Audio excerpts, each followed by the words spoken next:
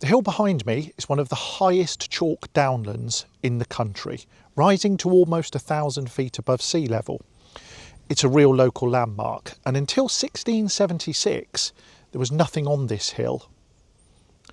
But a brutal double murder of a woman and her child inspired a significant change. I'm going to take you up there now and tell you the story. We're on top of what is known now as Gallows Down. To my right, to the north of Gallows Down, is the village of Inkpen. To my left, to the south of Gallows Down, is the village of Combe.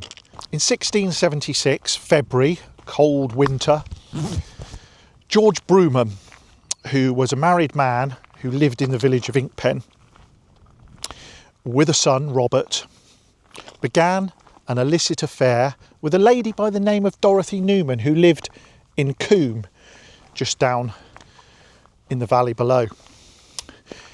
Local gossip and local knowledge, people had noticed these two had become close since Dorothy Newman's husband's death. And after becoming romantically involved, they conspired to rid George Broomham of his wife and child, to allow them to continue their illicit affair.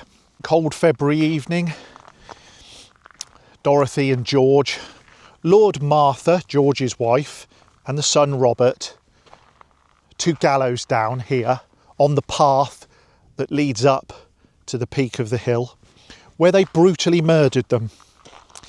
They stashed Martha and Robert's body in bushes at the bottom of the hill. Accounts vary slightly, but suspicion quickly spread that George and Dorothy had murdered Martha and Robert. They were quickly arrested and questioned by police and later confessed to the murders.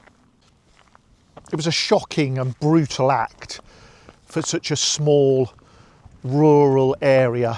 They were taken to Winchester Assizes, to the jail there, tried and duly found guilty, both of them, of the murders.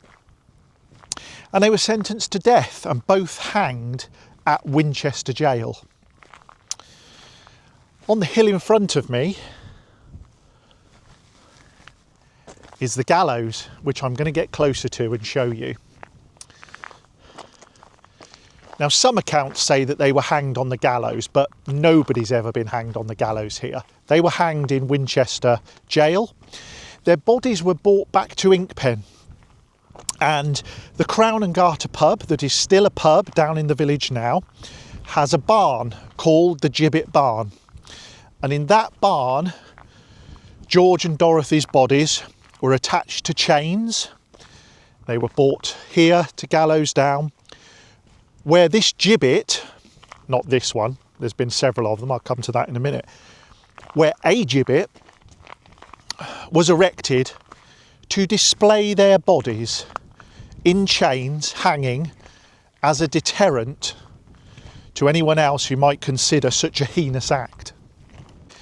There is a film about this story that was made, I think, in the 60s by John Schlesinger before he was famous.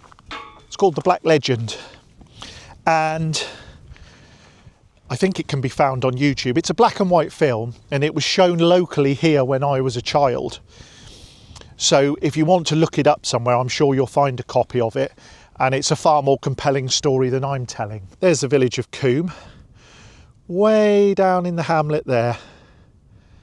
So yes, until 1676 there was no gibbet here.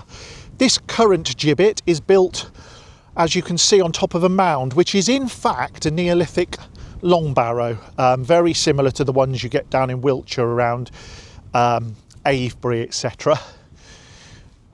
These roots, as you can see, we're so high up here.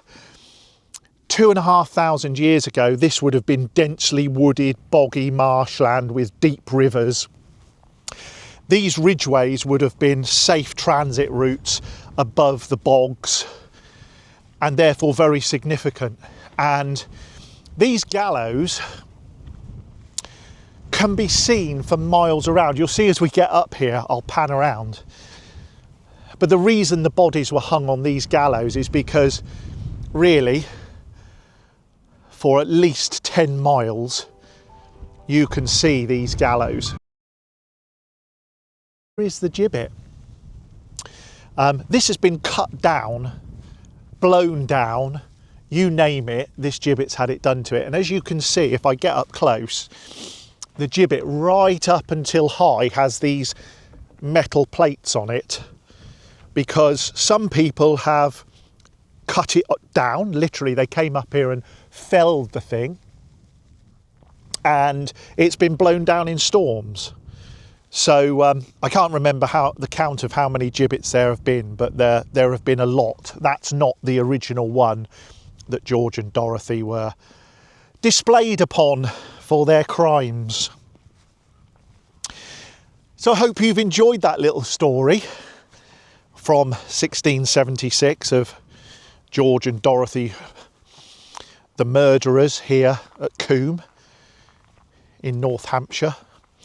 Thank you to my Patreons and supporters in various ways on the screen now, and hope you've enjoyed this little video, and I'll see you on the next one.